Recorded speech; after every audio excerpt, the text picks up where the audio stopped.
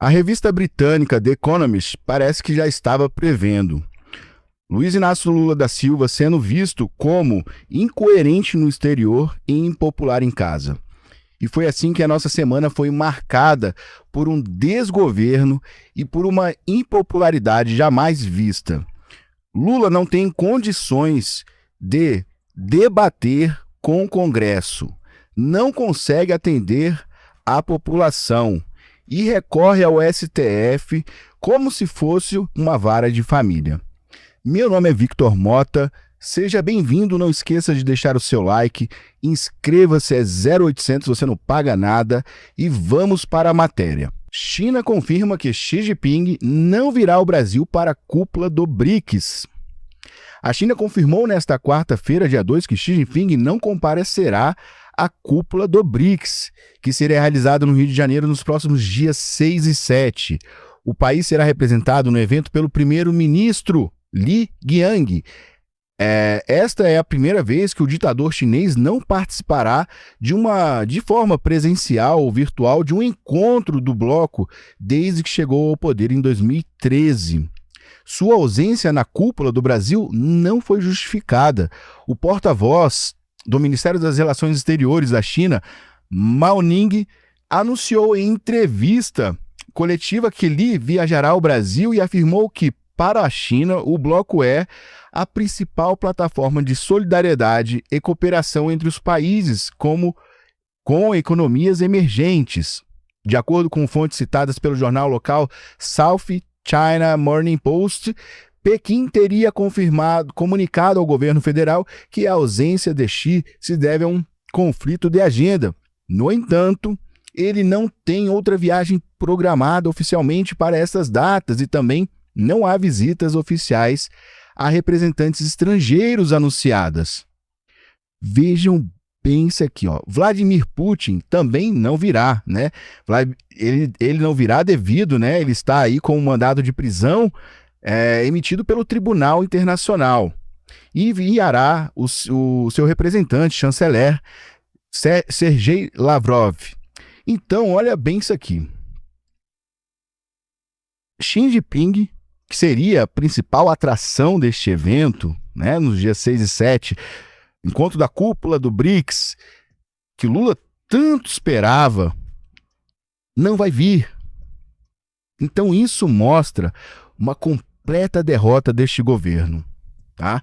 Não somente ele está tendo a derrota no próprio país, no Congresso, com os cidadãos, né, também, mas está tendo uma derrota no cenário internacional, inclusive como trouxe a revista britânica The Economist, onde ela cita que o Lula é incoerente no exterior e impopular no Brasil. Ele realmente tem sido, né, completamente incoerente. Aquela última visita que ele fez ao Canadá, no encontro do G7, foi uma total vergonha. Ele se mostrou completamente despreparado, se mostrou completamente vulgar, grosseiro, tá? Inclusive, quando ele corta a fala do primeiro-ministro do Canadá, gritando, dizendo que seu microfone não estava funcionando, e ficou gritando, interrompendo, todos olharam. No momento de fazer a foto oficial também, ele ficou conversando e as pessoas chamando, inclusive Macron ficou até rindo ali, né? Sem graça. Então, o que sobra para o Lula? Qual é a representatividade que ele tem para o nosso país? Ela é completamente negativa. Completamente negativa. Pois ele, tá, está ali nos representando. É claro que ele não me representa, nunca me representou, mas está representando o nosso país. Afinal de contas, ele é o chefe de Estado. Então ele vem se mostrando incapaz de aceitar críticas, inclusive colocando Itamaraty para responder um veículo de comunicação britânico, onde esse veículo fez diversas críticas completamente coerentes e racionais. Críticas com base em fatos. E o Itamaraty respondeu como se estivesse respondendo a um estado, a um país, saindo totalmente da sua competência, da sua finalidade. O Itamaraty, ao invés de ter se calado, só jogou mais merda no ventilador. Vejam só essa matéria aqui, ó. Presidente do Brasil perde influência no exterior e é impopular em casa. Luiz Inácio Lula da Silva colocou o Brasil no mapa, mas não se adaptou ao mundo transformado. Ele é completamente analógico, em todos os sentidos. Ele, inclusive, né, essa matéria ela é muito extensa, tá? Eu nem vou fazer aqui, nem vou entrar nela, mas eu só vou dizer aqui, basicamente, eles fazem a crítica porque o Lula tem defendido o eixo do mal no mundo. Ele tem estado ali contra os ataques dos Estados Unidos às instalações nucleares do Irã. Uma vez que o Irã representa uma ameaça global. O Irã financia diversos grupos terroristas no Oriente Médio. Hamas, Hezbollah, os Houthis, entre outros. Então, o Lula vem se colocando do pior lado que o mundo pode ter. Inclusive, essa matéria fala que o Brasil vem se tornando um país hostil ao Ocidente. Olha que ponto que nós chegamos. Olha o ponto que nós estamos sendo hostil ao Ocidente. Ainda fala que ele é incapaz de reunir forças na América Latina a fim de criar um bloco conciso. A matéria faz diversas críticas, das quais são reais. A sua impopularidade no Brasil não é para menos. Nós tivemos o Lula, tá? Olha bem essa eu vou trazer para vocês. Olha só a recepção do PT na Bahia. Seu maior polo ali, seu maior polo eleitoral no país, tá? Reduto eleitoral está, tá, sofrendo isso aqui, olha.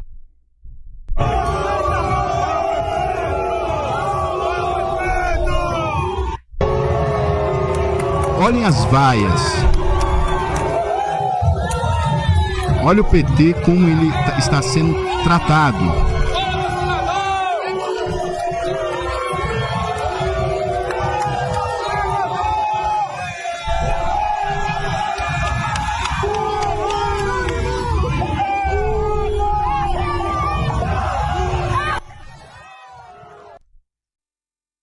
Isso aqui é reflexo. Isso aqui é a consequência dos seus atos. Lula agora diz que não sabe governar sem o STF. Enquanto Bolsonaro não sabia governar com o STF, pois o STF em tudo se intrometia, agora Lula não sabe governar com a mãozinha e a varinha mágica que possuem os ministros. Lula colocando agora o Congresso sob a ótica do judiciário. Lula colocando classes sociais umas contra as outras. Vamos trazer essa matéria aqui? Vamos lá. Antes de eu passar para a próxima matéria, vou fazer aqui um adendo. Poucos líderes mundiais, como o presidente Lula, é o que disse o Itamaraty na carta enviada à revista The Economist. Poucos líderes mundiais, como o presidente Lula, podem dizer que sustentam com a mesma coerência os 4 pilares essenciais à humanidade e ao planeta. Democracia. A gente sabe que democracia é somente aquela que pensa como eles pensam, tá? Pois aqui no Brasil há perseguição política. Sustentabilidade. A Amazônia pegando fogo. Paz. Lula defende o Irã e as suas instalações nucleares, e defende Hamas e o terrorismo que eles vêm causando no mundo, e em Israel. E multilateralismo. Olha bem isso aqui, multilateralismo, onde ele é incapaz, tá, de lidar com as diferenças, lidar com as críticas, onde ele é incapaz de unir a população. Pelo contrário, ele está colocando a classe rica e a pobre, eu vou trazer essa matéria para vocês, umas contra as outras, na narrativa, ricos versus pobres.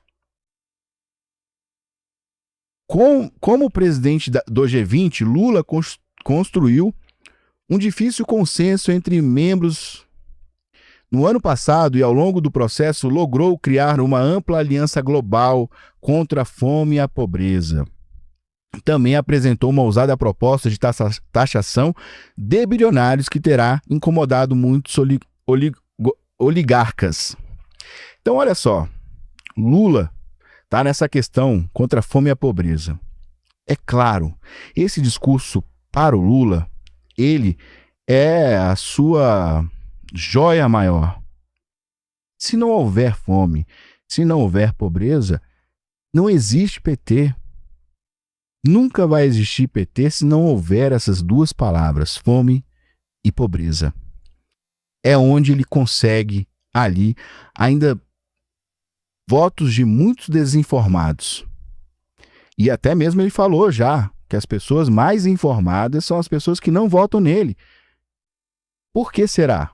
Porque as pessoas já entenderam que essas narrativas elas são completamente mentirosas. Então, se você acabar com a pobreza e com a fome hoje, no Brasil, você acaba com o PT. E é isso que eles não querem, é que a pobreza acabe. Por isso ele é o pai dos pobres, porque ele precisa dos pobres. Continuem pobres para que ele possa ter, o PT possa ter votos. Essa é a verdade. Tá? Então vamos aqui, olha, para a próxima matéria. Falando nessa guerra entre ricos e pobres, né? E essa narrativa que o PT vem se utilizando, eles agora estão fomentando nas redes sociais, tá? Esse discurso, tentando colocar inclusive a população contra o Congresso, como se não bastasse o STF já estar envolvido nisso tudo, né? Então eu vou trazer aqui para vocês, olha só, a presidência usa cabo de guerra entre ricos e pobres para defender taxação. O governo Lula publicou nesta terça-feira, dia 1º, em sua conta oficial no Instagram, um conjunto de imagens e mensagens que apresentam uma disputa entre dois grupos sociais identificados como super ricos e trabalhadores. A iniciativa integra uma campanha digital que defende medidas de aumento de impostos para as camadas mais abastadas da população, ao mesmo tempo em que propõe benefícios e isenções tributárias para os segmentos de menor renda. O material foi divulgado com a assinatura visual da Presidência da República e a marca do governo federal, União e Reconstrução. União e Reconstrução. Vejam bem, né, mostrando aí duas classes com um cabo de guerra, numa briga. Contém ilustrações de um cabo de guerra entre dois grupos distintos. De um lado, personagens com roupas formais, chapéus, representam a elite econômica associada ao título retrocesso. Vejam bem. Do outro, puxam uma corda caracterizados como trabalhadores e pequenos empreendedores sob a marca de avanço, ao sugerir que o progresso se vincula ao fortalecimento dos grupos populares. Bom, o que nós entendemos é que o Lula ele tem se utilizado de diversas ferramentas, querendo se utilizar de diversas ferramentas, a fim de colocar no nosso orifício o tal do IOF. Um imposto que já foi declarado pelo ministro Haddad que será arrecadatório e não regulatório. E o que nosso Congresso entendeu e que foi muito claro para todos nós brasileiros é que este imposto ele vai ser utilizado para tapar o buraco que o governo cavou. Isso vai encarecer muito mais a vida do brasileiro, inclusive da classe pobre, média e pobre, que necessitam de crédito, necessitam de empréstimo, necessitam utilizar cartão de crédito para poder pagar, dividir, parcelar suas compras. Onde tudo é tão caro, o brasileiro hoje vem buscando formas de poder diluir as suas contas. Isso vai encarecer ainda mais. Vai encarecer, inclusive, as compras internacionais, quando nós compramos algo que vem de fora, vai ser taxado isso também. As indústrias que utilizam-se de crédito, as próprias indústrias utilizam de crédito, as pequenas empresas, médias empresas utilizam de crédito para poder pagar folha de pagamento, precisam de crédito para parcelar compras, diluir suas despesas, vão encarecer no bolso de quem? Do brasileiro, do cidadão que está lá na ponta. Nós somos os afetados. O Congresso entendeu que a falta de finalidade e o desvio de finalidade desta taxação, ela é completamente danosa para a população brasileira. Agora o Lula ele vem se utilizando desses mecanismos como colocar classe contra classe. Já é ali uma estratégia de Karl Marx, por exemplo. Colocar, por exemplo, tá, o STF para intervir como se fosse uma vara da família. O STF não é vara da família. Ele não tem que intervir no governo, nas decisões que o Congresso tem, e na primeira discórdia, ele corre lá para o papai e para a mamãe, me ajuda. Aí vem Alexandre de Moraes, vem Gilmar Mendes, querendo agir como se fosse ali um órgão que estivesse fazendo intermediador, ou querendo também, e vão querer, já disseram que vão impor que o Congresso aceite, porque é constitucional, mas a briga não é constitucionalidade, a briga é finalidade. E isso tem que ficar muito claro para todos nós.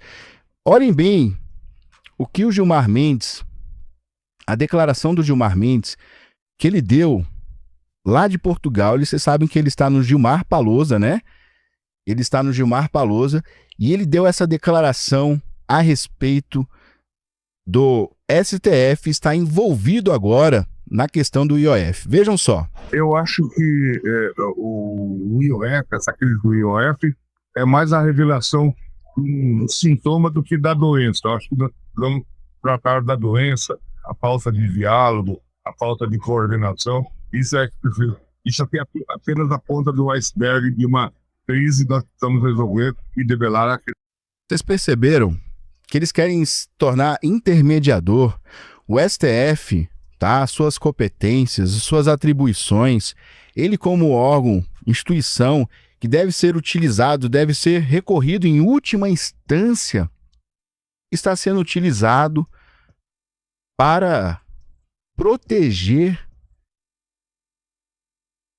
um desgoverno que foi incapaz de dialogar com o Congresso, foi incapaz de debater, foi incapaz de mostrar que tem competência, inclusive para mostrar ao Congresso que também teria reduções de gastos, de despesas.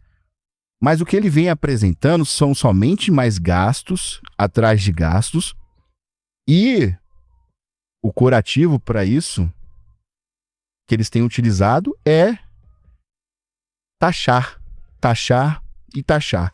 São mais de 24 impostos criados. Temos aí uma dívida que representa, em relação ao PIB, uma dívida que já representa aí 76%, vai chegar em 2024 a 124,9%, em 2030. Em 2027 não teremos mais como arcar com os recursos básicos para atender a população. O governo não terá capacidade, hoje já não possui capacidade, inclusive, de abastecer a sua frota dos aviões da FAB. Diversos aviões estão parados, sejam por falta de combustível, sejam os tucanos por falta de peças, até a nossa capacidade de defesa aérea está comprometida. Saneamento básico, educação, segurança, saúde. Não restará nada para os itens básicos que uma população necessita para sua sobrevivência.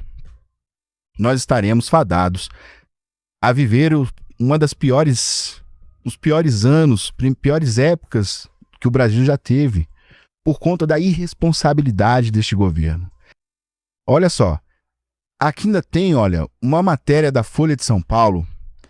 Lulistas inundam redes sociais com mote ricos versus pobres, e Congresso é um dos alvos.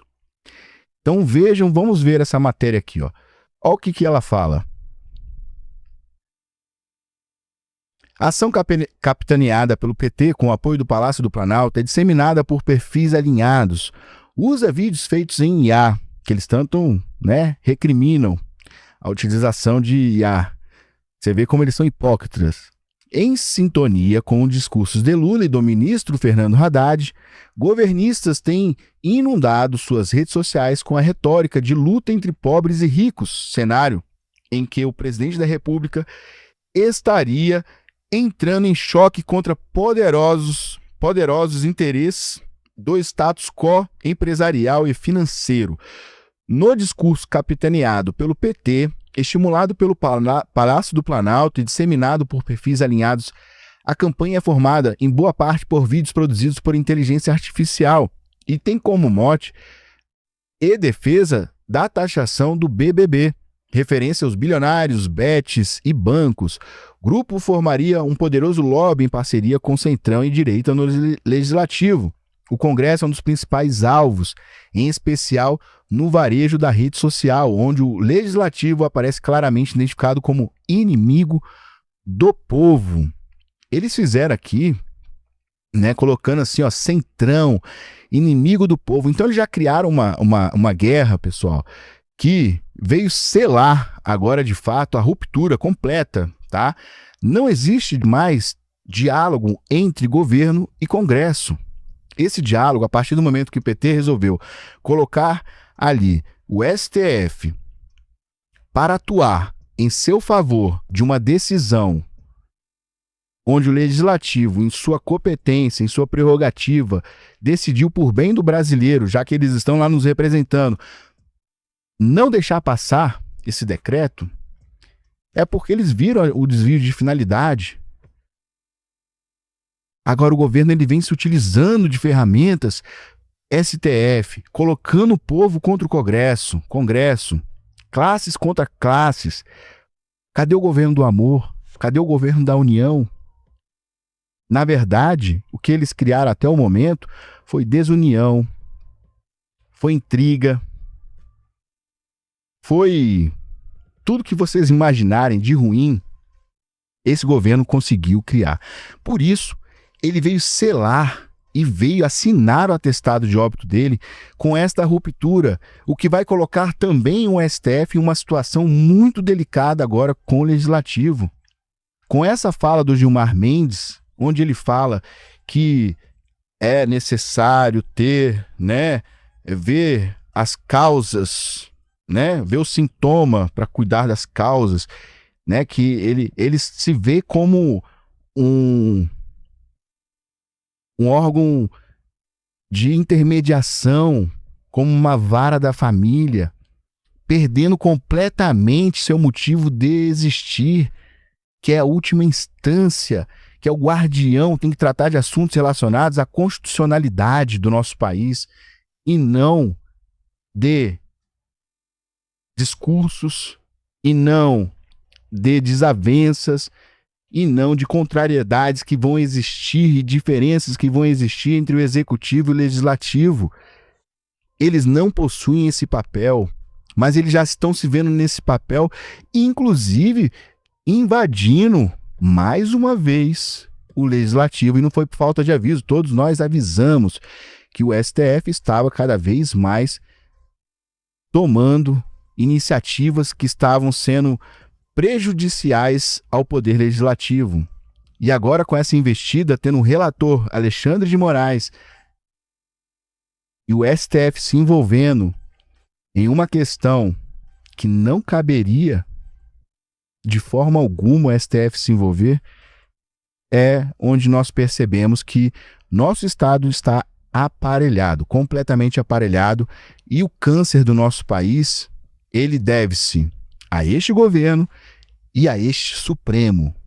não a instituição, mas alguns que ali se encontram, que são câncer para o nosso país, que estão destruindo com a nossa democracia, estão destruindo com o que nós entendemos que é justiça, estão destruindo com o direito, com o devido processo legal, com a Constituição. Eles estão simplesmente rasgando o devido processo legal. Isso já foi falado por diversos advogados, diversos juristas, né? E nós somos aqui observadores do que está acontecendo. E vamos para a próxima matéria. Lula defende o aumento do IOF e afirma que se não for o STF, não governo. O Bolsonaro já falava, né? Bolsonaro, se fosse com o STF, não governaria. E não governou. Por diversas vezes nós vimos o STF interferindo nas decisões do Executivo. O Lula agora, ele defende que sem o STF ele não governa. Então você vê que há um conluio entre o PT e o STF. O STF deixou de ser uma instituição, o judiciário, para se tornar um agente político, a partir do momento que ele, para garantir a governabilidade, para garantir as imposições incoerentes de um desgoverno, eles agem a favor deste. Isso é se tornar um agente político, onde ministros já fazem lobby no Congresso, inclusive lidando agora com essa situação em específico do IOF. Então Lula, ele somente vem mostrar a sua fragilidade nesta fala, ele vem mostrar a sua fragilidade em não aceitar críticas. É um desgoverno que realmente somente e não sabe debater, tá? Eles querem impor. Eles não existe diálogo. Eles querem impor algo que simplesmente nós entendemos que não vai passar. O povo brasileiro já não aguenta mais taxação. Isso já está muito claro. Vamos aqui, olha. A avaliação positiva de Lula é o pior desde o início do governo, diz Futura. É isso aqui, olha, tá? Isso aqui só vem para selar ainda mais o que o governo Lula vem fazendo. Ele tem a sua avaliação, tá? Essa matéria, ela traz aqui que ele tem a sua avaliação como ruim ou pior. Acredito, eu não lembro aqui exatamente, olha só. Aqueles que consideram o trabalho do presidente bom ou ótimo somaram 23,9%, o que representa uma queda de 21,8 pontos percentuais desde o começo do governo Lula. O Lula tem aqui, olha só a pesquisa. Ruim ou péssimo? 51,1% já acham ruim ou péssimo. Regular, 24,2%. Ótimo ou bom? 23,9%. É esse o reflexo que o governo Lula vem, tá, ter aí como resposta do que ele realmente é. Um governo incompetente, que até hoje não trouxe benefícios, só trouxe malefícios para o Brasil, não consegue dialogar com o Congresso, cria-se um grande desgaste entre a população, ainda mais com esse discurso de classes, que é a velha narrativa que eles sempre utilizam. Então, eles assinam seu atestado de óbito, que o governo já não estará mais, este governo não estará mais, Lula não tem como se reeleger, e vamos ver qual a desculpa que ele vai dar para não concorrer. Ou será que ele ainda vai ser capaz de concorrer a essas eleições de 2026? Eu vejo que ele não terá mais condições e ele não vai querer terminar a carreira dele passando por esta vergonha. Então, provavelmente, ele deve dar alguma boa desculpa para não concorrer às eleições de 2026. Então, nossa matéria no dia de hoje, mais uma vez, vem falar dos desmandos e do desgoverno e das péssima situação que nós estamos passando no país, do qual a gente precisa reverberar, fazer com que mais pessoas tenham conhecimento e entendimento sobre os acontecimentos.